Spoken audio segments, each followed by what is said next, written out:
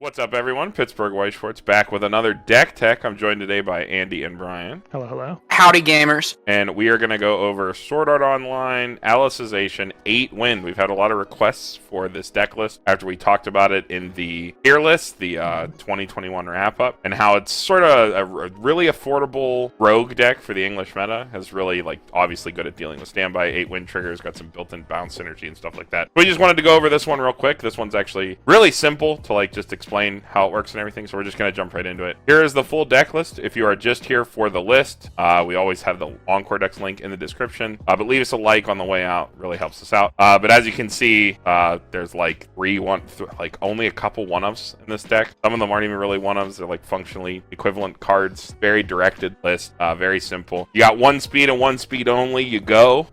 You just try to end the game as quickly as possible. There's not a lot of waiting until you get to the death dance at the end game between level 2 and 3. A lot of it is just pushing, and you got to hit certain cards very quickly, which is why we're running very high counts of cards that new modern lists have started to shave down. We started seeing brainstorms more often at 2, things like that. You can see here you got 4 of the cards, but we'll just jump right into the individual cards and just get the ball rolling. We got 4 of this Alice Futaba. It is a 4K. If you hit any character, you marker it, and then she's a 4K. When you have your back row set up, she'll be a 5K, so it retains its value later in the game. You're going to use Futabas a lot in this deck for deck control and getting extra, scries on brainstorms, basically. So the fact that it's Futaba is really, really nice. And then we also have this card, the Eldri. I love this card. This card, if this card wasn't so trait restricted, it would actually be so broken. It gives hexproof to every card in your deck. Every card in your deck is Integrity Knight or Noble. So it gives hexproof to every card except itself costless. So you are running 4 global hexproof supports in your deck. Depending on your matchup, that's either useless or the most debilitating thing for your opponent ever. And then on top of that, it's also a JC. So when they attack any of the other lanes, no matter where this card is, whether it's in the front or a back row, you can pay 1, sack that card, and then bounce the card that was front attack back to hand. So it helps you recur combos. If you can't win board with backups, things like that, because we're a costless deck that tries to win board in opponent's turn after we hit level 1, since we have so much global power. If we can't win the board, we can at least pop this back. And again, the global hexproof has really good synergy with a level 2 that we play, and we'll touch on that when we get to it. But yeah, this card's super obnoxious. That's a really big payoff for playing the Integrity Knight shell. Yeah, I think even if you're not winning board, also, since you run you just run so many win triggers, and then the one card that lets you stack the win triggers too and save them, get an extra one later, that's really, even if they're swinging something way bigger than you, you just pop it back to your hand with the JC, and more than likely you'll trigger a wind on your next turn to get rid of the threat. Yeah, the card is super good. It's unfortunate it is locked to only Integrity Knight Noble, but it is part of the reason why this deck is so effective, that you have such an overloaded, just really good card like that available to you. Doesn't hexproof your asanas or anything else that's not an Integrity Knight or a Noble that you're playing. But it does shroud up the important targets, as we'll see when we get to the level 2s. All right, moving on. We got our back row set up. We need to put this together as quickly as possible, which is why we are playing 4 brainstorms and 3 of the other back row card. The brainstorm, if you have the other card, is a global 5, and then the other card is a global 5 all the time. So you have both in the back row, which is your permanent back row. You will not change your back row no matter what. When playing this deck, it is a permanent global 1000 cross turn, which is really nice. And then the brainstorm is a rest 2 5-card brainstorm that only hits on win triggers. We run 8 win triggers, so it's fine. If we don't have the other card, this card does work well with the JC that we just talked about. So that's a good card that you can tap down in the back row, especially in matchups where the hexproof is really good. Maybe you forgo the other one or recycle it in the front row, something like that. But the other one's really interesting. So it's global 5, as I said. And then whenever you trigger a wind, you look at the top card of your deck and then marker it. You know what it is. It's not a blind trigger. You can only have 1 marker at a time. You can't accrue multiple. But then in your main phase, you can pop the marker. Well, not in your main phase. At the beginning of your climax phase, you can pop the marker and then bounce any character on your opponent's field. So for every wind you get, you basically get 2 bounces. And it's extra annoying for your opponent because you remove the card, then they go, oh, well, I'll just play it again, and then you just bounce it again. So it can be really annoying. A lot more annoying than just a win trigger. The fact that you can store bounces for later. Even if it didn't have that effect, you definitely play it just for the global power, stuff like that, but definitely really insane. I think it's the one card that really makes the deck good. We talked a lot about this deck during our tier list video, and that's why we had so many people asking us about it, because we rated Alice actually pretty highly. when we were specifically talking about this 8-win deck. And something I really like about the 8-win deck, like, of course, like, it matches up really well against standby, and you just blow up any standby deck pretty much. But this is the card that lets you do that. It adds consistency to it, right? Because I think an issue with win trigger, like, just in general, like, even in matchups where it's good against standby or whatever, right? You can only, like, trigger it during your attack step, and it's kind of random when you get it. Right. So you can't really time it well, but this card lets you actually time it and, like, go into your combat step with a plan. So not only does it act as additional, like, doubles all your win triggers, essentially, like, giving you, like, additional win triggers, right? So you could think of it like running a 12 win trigger deck, maybe. I don't know. That's not the right way to look at it, I don't think, but it's just extra bounces, right? Yeah. You think of it as like extra win trigger. It's more assurance. So it gets you. This card lets you get the critical mass of win triggers to really consistently make a dent in your opponent's standby fields. Yeah, and then the ability to also time it, like, even before you go to your attacks and know you're getting one guaranteed is like a really big deal. Yeah.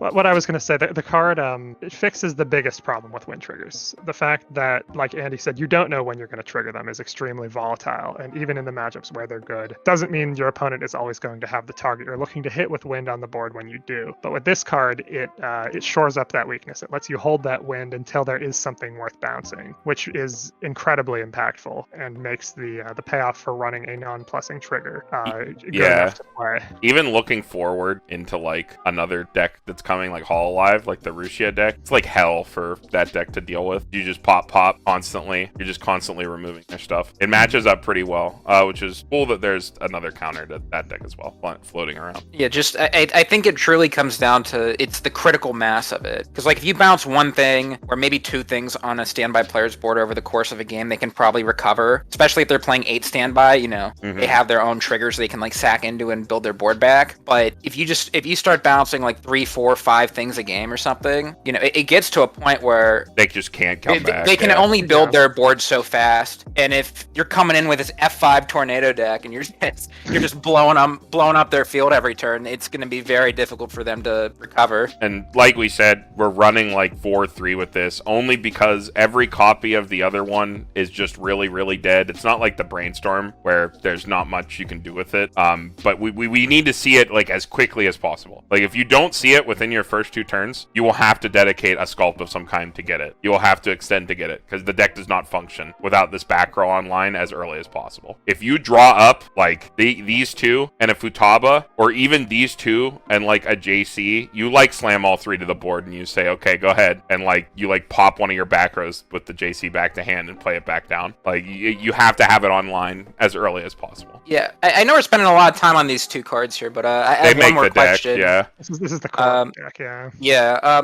Have you ever had any times, Carmen, where you've had 2 or even all 3 of your marker Alice on the field at the same time? I've had games you where I don't have need the 2. Brainstorm with it. You could have, like, 2 of them sit in your back row and, like, really be oppressive with the win triggers. The Brainstorm is far too important to the deck. I've had games where I have an extra copy for extra global power in the front row, but it's not something you can ever play for. The deck actually doesn't have enough, like, you don't have enough options with the deck. You do one thing and one thing only. So, like, you don't have the freedom to make plays like that in a deck like this. The flexibility is flexibility. That's a good way to put it. Yeah, you have to just set this up in your back row and it's done. If you have extra copies that you throw to front row, that's great, but, like, you're never gonna get, 2 bounces. You can never play for that. It's good enough on its own, though. All right, moving on. Last level zeros, real simple ones. We got the Ronnie drop search. This card is noble, so it does hit on all your stuff. And it's just a normal drop search. It has this alarm effect. It almost never comes up, but if you have 3 or more total characters, when this is on the top of your clock at the beginning of your climax phase, you can draw ditch. Which is kind of nice. A little bit of extra dig, a little bit of extra filter. But it's just here, again, as a drop search. It's a functional additional copy of our Brainstorm and our other back row card. We need to get those cards online as quickly as possible, like I said. So if you draw this in your opener and you do not draw your Brainstorm by your second turn, unless this is your only 0, you will never throw this down as your first level 0. Your Brainstorm is like your 100% priority. If you open this and any other level 0, as long as it's not a Brainstorm, Brainstorm. Doesn't matter what it is. You throw that other level 0 to the front, you attack with it, you pass, and then you drop search your Brainstorm if you didn't draw it on the follow-up. It's that important, and that's the main reason it's in the deck. And then, it's just a drop searcher, so we're a salvage deck otherwise, so drop searcher's nice. Then this Leafa doesn't work with any of our other Integrity Knight stuff, but it's fine because she never stays on the board when you use her. When you play her, it's a nuke 500 to your opponent's front row, which is kind of funny. Maybe it nukes a Wildberry Princess or something. And then you pay 1 sack at check 4. Like all SAO Alice decks, we are absolutely scuffed for deck speed. So we have to run tools like this just to make sure we can hit refresh timing. 8 win does better than most, with like the Futabas and the 5-card Brainstorm kind of get you there more often than not. Weirdly better than the other Alice decks, but we still need tools like this. We we're a stock charge deck at level 1, so we can do plays like Brainstorm, hit 1 or 2, grab this, sack it, deck 4. We can like do things where we tap multiple cards if we're overflowing on hand, so we can like play this, tap it down for another Brainstorm, sack it off, mill 9 cards. Plays like that.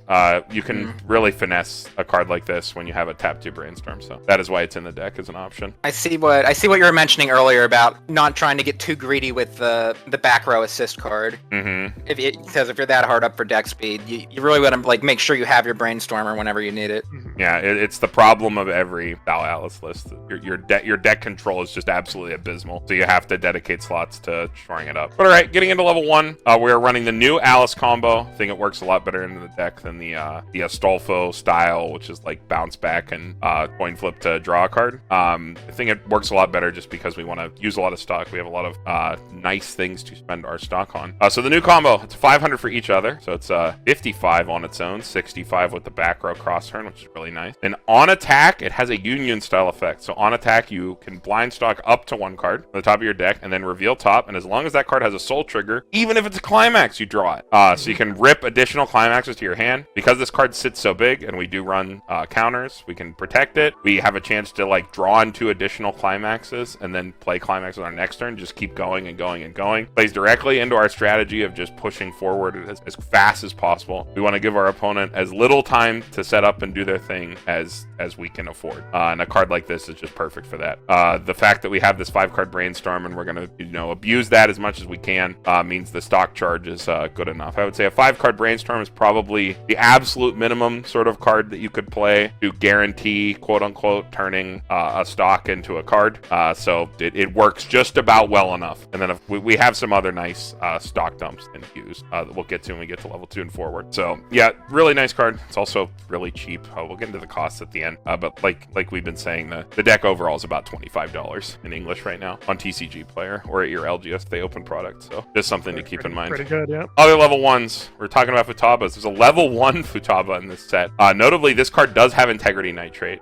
So it does work with all your Integrity Knight stuff. It will become hexproof, which is good because it's our main other level 1 wall. You have a marker with this on play, check top, as long as it's Fluct Light, which every character in your deck, put it underneath it, and it gets a marker. And then it's a 6,500 alone, 7,500 with the back row, 8-5 with a climax down, back up to 9-5. Really, really nice. The normal play that you'll do once you have your back row set, once you have your Brainstorm down, you're going to play your Futabas first, move 1 card, move 2 cards, then Brainstorm. You're brainstorming for like 6 or 7 most turns to just make sure that you can do your best to hit that selective salvage as much as possible. Other cards that we have here, obviously we're playing for board, so we want to play counters. This one has a soul trigger, so we're playing this one. It's basically a 2k costless. When you play it, you can blind stock top card of your deck. If you're a good player, it's basically a Leafa counter.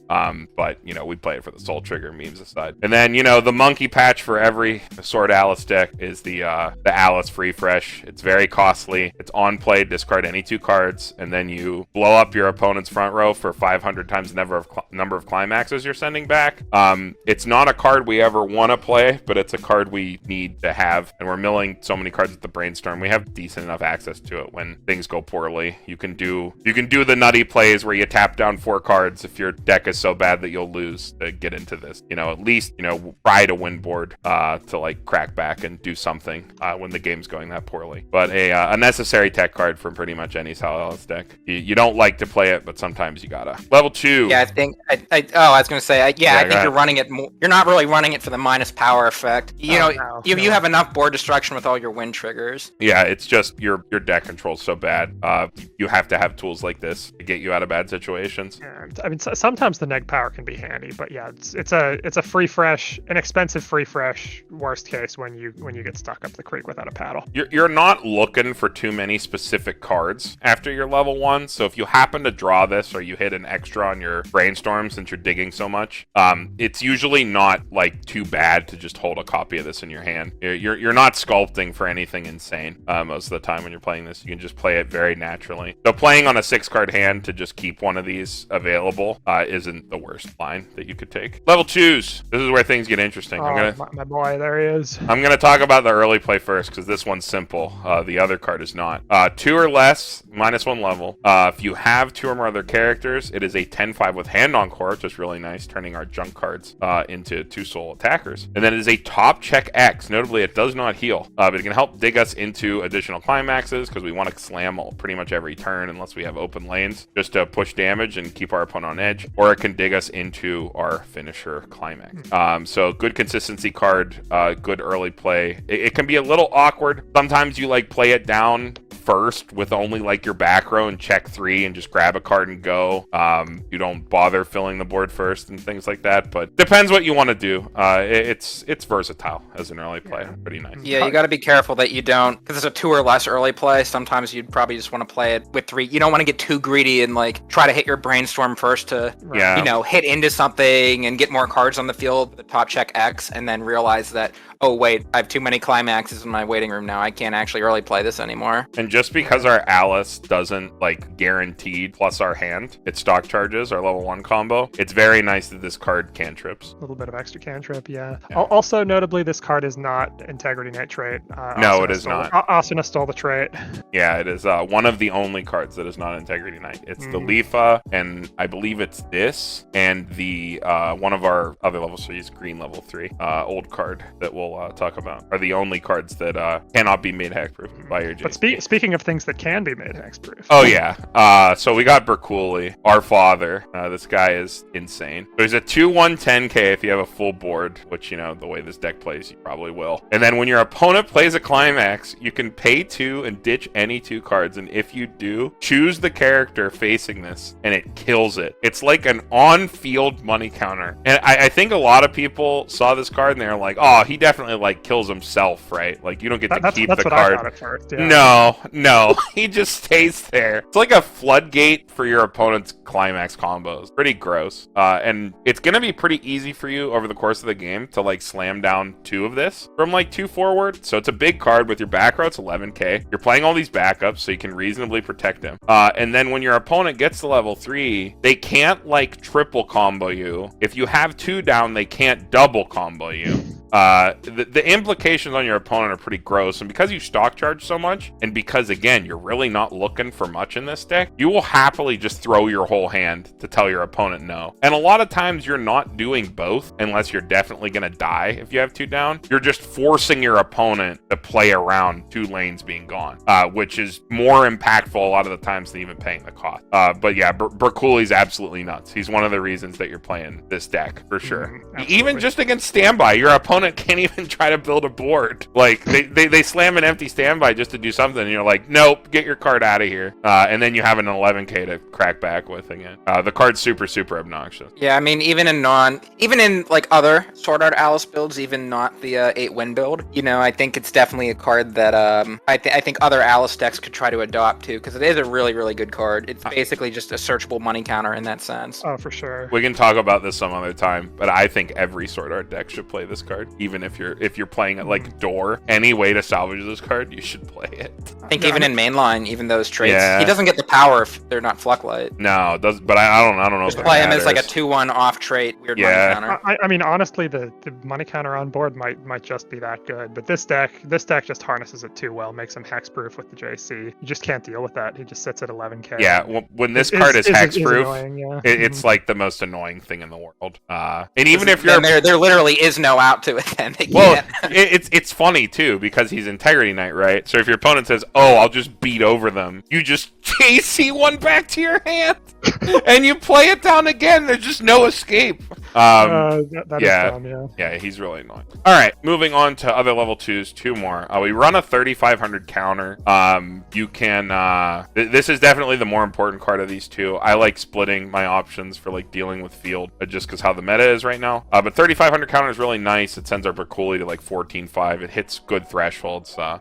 Rust, we did the math. You don't have to, but if you want to, you can sit down and think about all the things that you can get over. Maybe you could play a 3k counter with a different effect depending on your local meta, but more generally, based on what's upcoming and what exists, the 3-5 is going to give you better numbers with the bodies that you have on field with your global backrow support. And then I like to play this Asuna. This is like that Miko from Hololive profile. It's just an on-turn 13-5 with the back row. The back row is not like Integrity Knight, whatever, so you're 14-5, climax down 15-5. It's just a nice one-stock way to clear a lane, but if you hate it, you can run an extra Berkuli or an extra Asuna backup. I don't think it matters too much if you don't like these profiles, but these cards are like weirdly super versatile because they are super basic, because it is just a 13-5 on way to kill a card. So very simple, but this is like a flex spot. You can shift this around either a Berkuli or another Asuna counter. Level 3s, these two really quick. One stock swap, we got to play stock swap. Our opponent won't be able to disrespect us and just sit on a mountain of stock and then we don't do anything. Even though our finisher is pretty good at like chewing through compression and sticking like instances of one, having a threat like this is just important for any modern deck, so it's nice that we have one. It's also really big. It's like 11-5 on its own cross turn, so you play it down, it definitely wins its lane with your global support and be a climax, and then your opponent probably doesn't even think about it and ends up having to crash into it anyway, which is pretty nice. And then with one old card, but don't worry, this card's still cheap. It's like 50 cents. This Cardinal. So this Cardinal is really cool. She's really modular. She has a couple different effects. So she's the only healer in our deck. She can be a heal to stock. She can be a draw to ditch one to help us dig into a climax, or she can be one of those like Shirogane style 4,500 power and anti-backup. So depending on what you need to do, this card's like a Swiss Army knife, but you know, it's a healer with extra text, which is all we're really looking for in a deck like this. Again, we're very directed. We play the climax every turn. We bounce our opponent's field and then we try to kill them. We just try to get there. So we're running this at a lower count, just there as a sort of necessary kind of card with extra utility. Lastly, Alice Finisher. We are playing the new one. I think it's just better for a deck like this. I don't think the old one, being a heal, being like a weird Super Musashi kind of effect, really does a lot for the deck. I don't think the deck wants to heal. I think the deck just wants to push for game and kill you. So this is really good at that. It is a Trouble Girl, so on attack burn one with the climax, and then it's also a Musashi. So ideally what happens is your opponent eats the burn one, and if your opponent cancels a swing, and you have ways to, you know, push open lanes with your bounces and stuff like that, with your wind triggers, that you can, if they cancel, you get the Musashi effect. You know, your top card, burn for the level +1. You're running a lot of level 1s and higher, so the chance this burns for like 2 or 3 is higher than that. So it's very good at confirming if you triple this 6 damage. So if your opponent's higher than like 3-1 or higher, if you slam triple of this, your opponent's pretty much dead. They have to be extremely, extremely lucky. And I think a finisher like that is exactly what a deck like this wants to do. A deck where you're anteing out your opponent, you're always bouncing your opponent's board, you're putting your opponent on the back foot. Like, it's a lot more like a deck like, what is it, Abyssals? Where Abyssals was sinking cards all the time, where like this is really like disrupting your opponent's board, disrupting their opponent's strategy, and hoping that that amount of hurt on your opponent is worse than like your deck maybe not being the most flexible is like hurting you. And I think in decks like that, cards like this that just sort of guarantee instances of damage, like quote unquote guarantee, are very, very powerful. But I think this is better than like the Super Musashi, where if your opponent cancels, which we're talking about the old Alice, if your opponent cancels, you burn for like higher instances and more instances, and they might be random, but your opponent can still likely cancel those, where I think this is a little bit more guaranteed, because it's just at worst burn one, which is pretty good.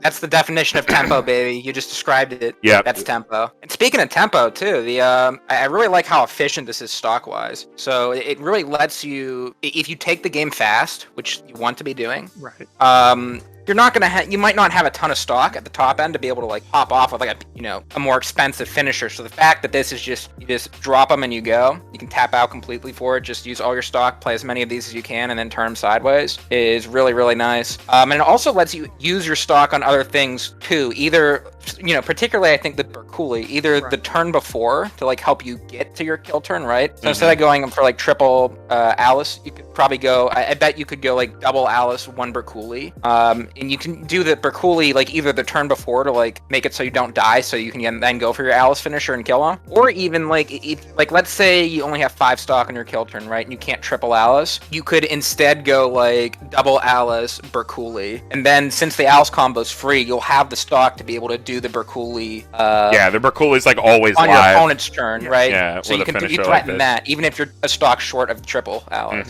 Yeah, I think it just adds a lot more synergy to the deck than the old thing, and I mean that's not only better for the deck, but I think it's better for players' wallets too, because this card's $1.50 per copy.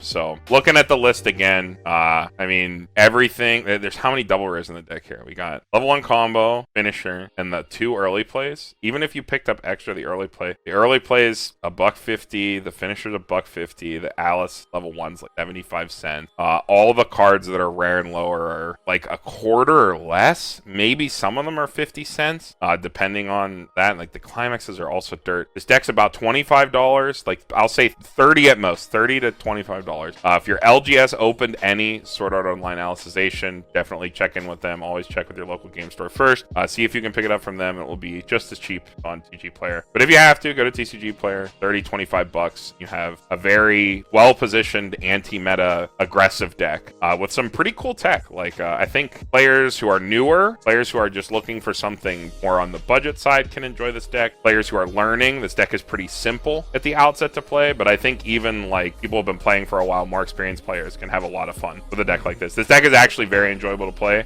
because with a deck this directed, right, your lines are simpler. It's a little bit more on the easy side to pilot, but when things do go wrong because it's White Schwartz, you know, you still have the ways to get out. It can just be a little bit more difficult because you're such a rigid strategy. You don't have the flexibility of other decks. So when you do play this, I mean, it's not you get what you pay for, because this deck is actually very, very good. You get a lot more than you pay for, but you're definitely not going to be able to pivot on a dime, mill out without problems, switch into the right thing, do whatever you want. You gotta play with maybe a little bit more forethought when things look like they're going south. So it might be a good teaching tool too if you're playing only super modern stuff where you have all these tools to sort of yeet yourself out of bad games. This is being a little bit more rigid. You'll have to finesse it a little bit to get out of the bad games, but you definitely can. The deck is very competent. The deck is very good at what it does. And again, yeah, when in doubt, you tramp on the gas pedal. You know, go fast, eat ass. Yeah, exactly. What Alice does. Hopefully they're eating the ass, not you. Yeah, hopefully. All those salty standby players. Yeah, this deck into standby is I would call it hilarious. It's definitely not funny for your opponent, but for you, you'll be laughing. Yeah, this deck's a real good time and very cheap. Definitely go out and pick it up if you're interested. But yep, last slide. This we do every time. Card games competitive. We don't own or operate them. We are in them. We are active in them. If you want to talk about Weiss or play some webcam games, check those out. Global and NA. You're looking to buy, sell, and trade Weiss, or if you're interested in new JP releases, we get spoilers posted to the global community. Check that out. And if you want to try this out, you're having trouble getting product, you're having trouble, you know, like you don't have an LGS, maybe you just want to try it. You can hop on Weiss Fight, grab the Encore Decks link from the description, hop on there, plug in the link, and you are playing with people all over the world right in your browser. No need to install anything or buy anything or anything like that. If you want to support the project, there's a Discord and a Patreon, both linked in the description. If you want to support the project, Andy, Ryan, is there anything upcoming? Rush Rundowns, right? We're working on those. Rundowns are coming back, yeah. Yeah, Rush Rundowns on the horizon. We are toiling away making those. They are. It's not easy to go back and compile so many Rush Rundowns on so many different sets, but we're working on it. Once they are ready, we'll drip them out in release order as we did previously. But it'll probably be random, depending on what's going on. We're kind of approaching like a content drought and sort of new stuff coming out for Weiss for a little bit. They might come out on Fridays. They might come out middle of the week. If we have other stuff we want to do on Friday, it'll all be sort of ad hoc. You can take a look at our community tab. We'll post updates if they're interested. We're also streaming every Wednesday. Every Wednesday we're streaming our locals, just sort of casual. We throw it on. We try to watch the chat in between games, but everybody's playing, everybody's testing stuff and having fun. So we just throw that on just to have some gameplay content on the channel. So definitely give that a look on Wednesdays around 7 p.m. ES. But with that, I think we're done. Pittsburgh White Schwartz signing off. We'll see you guys in the next one.